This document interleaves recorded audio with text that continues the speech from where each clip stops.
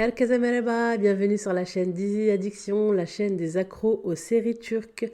Il l'avait annoncé, et oui, on les attendait avec impatience. L'actrice Neslihan Atagül donne la République à son mari Kadir Doğulu dans la nouvelle série Gecenin Ucunda, qui veut dire au bout de la nuit en français. Trop contente de revoir notre Neslihan depuis son départ de la série Şeferin Kızı. Restez connectés, je vous en dis plus après l'intro.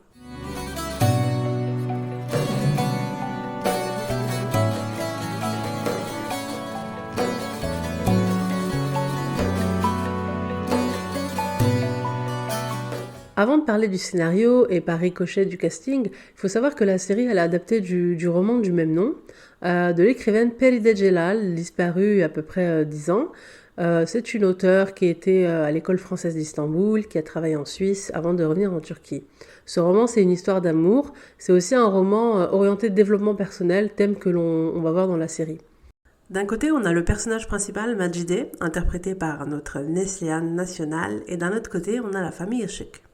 Macide, elle a une enfance pauvre, elle a une mère plutôt immature qui passe son temps à s'endetter. Son père est décédé suite à un accident de voiture, dont elle a été témoin d'ailleurs.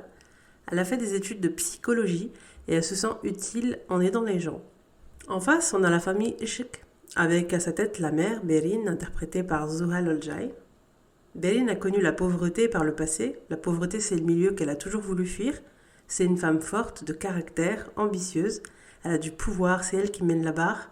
C'est quelqu'un de stratège, je dirais même que c'est une manipulatrice. En sevdiğim oğlum sensin, c'est ce qu'elle dit à chacun de ses 3 fils. T'es mon fils préféré. Kazım, c'est l'aîné de la fratrie, c'est l'homme d'affaires le plus intelligent du pays, le plus prospère, c'est vraiment un businessman reconnu. Il ambitionne de se lancer en politique et il vise le poste de ministre de la Santé. Quand il était petit, sa mère lui disait justement c'est toi qui vas me sortir de la pauvreté, tu es mon préféré. En fait, elle n'a pas vraiment de préféré, comme je viens de vous le dire. C'est une technique de manipulation pour mettre en concurrence ses fils et voir qui sera le meilleur, surtout qui sera le plus ambitieux. Kazım, c'est celui qui a le plus de discernement, le plus intelligent des 3. Donc lui, il veut devenir ministre de la Santé. Lui, c'est la santé. Macide, je vous ai dit qu'elle était dans le soin. Vous imaginez la rencontre entre les 2 protagonistes. Kazım est marié à Nermin, une femme psychologiquement fragile, suicidaire. Il prend soin d'elle, d'ailleurs il prend soin de toute la famille, au point où lui aussi il a des soucis de santé. Il n'accepte pas vraiment, il ne reconnaît pas avoir une santé fragile, il se sent fort, c'est un homme d'affaires, un homme de pouvoir, mais ça reste un être humain avec ses failles. Kazım est en conflit avec sa mère, pour ne pas dire très hostile, c'est carrément de la haine, depuis qu'elle s'est mariée avec son ancien patron. La série révélera les dessous de ce conflit au fur et à mesure des épisodes. Ahmet, c'est le petit frère de Kazım. Il est psychologiquement instable. Décidément, c'est une famille très aisée, mais la richesse ne rime pas avec la santé mentale, apparemment. Il a fait d'excellentes études à l'étranger. Il brigue la place de PDG quand son frère sera plus aux commandes. Il est un peu bizarre, lui. Il est violent, fragile, faible, et en même temps, il a un côté pervers. Il a passé beaucoup de temps avec son beau-père quand il était plus jeune, donc lui, il n'a pas vraiment de problème avec lui, contrairement à Kazım qui le déteste. Cihangir, lui, c'est le cadet. Il aime beaucoup l'argent et il n'hésite pas à manipuler, à faire du chantage, à établir des plans pour arriver à ses fins. Il veut croître, voilà. Il est riche, mais c'est toujours plus. Il veut être riche sans travailler, sans rien foutre. Bon, il a plein d'idées d'investissement dans les boîtes de nuit, etc., mais il n'est pas vraiment sérieux. D'ailleurs, s'il était vraiment sérieux, il ne proposerait pas de faire des investissements chelous, alors que son grand frère veut se lancer en politique et donc doit faire attention à son image. Donc il est un peu immature.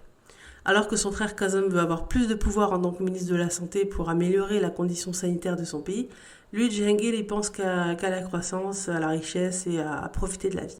Au niveau professionnel, Macide n'est pas du tout épanouie. Elle se cherche. Une amie l'emmène voir une diseuse de bonne aventure qui lui dit qu'elle doit affronter son destin, qu'elle va vivre quelque chose d'énorme, qu'elle va rencontrer quelqu'un de blessé émotionnellement, mais encore plus qu'elle, et qu'elle va guérir, elle va se réparer en aidant cette personne à trouver la voie de la guérison. En gros, c'est la rencontre entre 2 âmes vulnérables, et l'amour va unir ces 2 âmes. Évidemment, ce ne sera pas un chemin sans obstacle. Macide décide donc sur un coup de tête de se lancer dans l'aventure. Elle prend le train, elle va à Istanbul, et à la gare, elle rencontre Ahmet, qui la prend en photo en cachette et qui est tombé love d'elle. Sauf que le coup de foudre n'est pas réciproque. Majide va par hasard rencontrer le grand frère d'Ahmed, Kazım, et c'est de lui qu'elle va tomber amoureuse. Le hic, évidemment, c'est qu'il est marié. La relation triangulaire Kazım, Ahmed et Majide, d'ailleurs il faut rajouter Nermin, la femme de Kazım, ça fait une quatrième personne à rajouter dans le lot. Oui, c'est du déjà vu, on a vu ça 50 millions de fois, mais la série, même si le premier épisode n'était pas hyper accrocheur, mérite d'être regardée, parce que moi personnellement j'ai accroché au deuxième épisode. Le gros problème, c'est qu'il y a la série Kuruluş Osman en même temps, qui est diffusée chaque mercredi. Mercredi prochain, c'est-à-dire là je vais poster la vidéo, c'est-à-dire dans quelques jours, il y aura la série Tuzak. Est-ce que la série va tenir sur du long terme? On verra bien. Pour ma part, je continue à regarder la série, et si elle est maintenue en diffusion, je reviendrai vous dire ce que j'en ai pensé. J'avais à l'époque regardé la série Fatih Albiye. J'ai envie de comparer l'évolution de leur jeu d'acteur. Est-ce qu'il y a toujours la même chimie? C'est super intéressant à comparer, voir comment ils ont évolué chacun de leur côté et comment presque 10 ans plus tard, ils se donnent la réplique. Merci d'avoir été là. Si vous voulez plus de contenu, n'hésitez pas à vous abonner, à liker et à commenter. Est-ce que vous suivez la série comme moi ou est-ce que vous êtes occupé à regarder d'autres séries?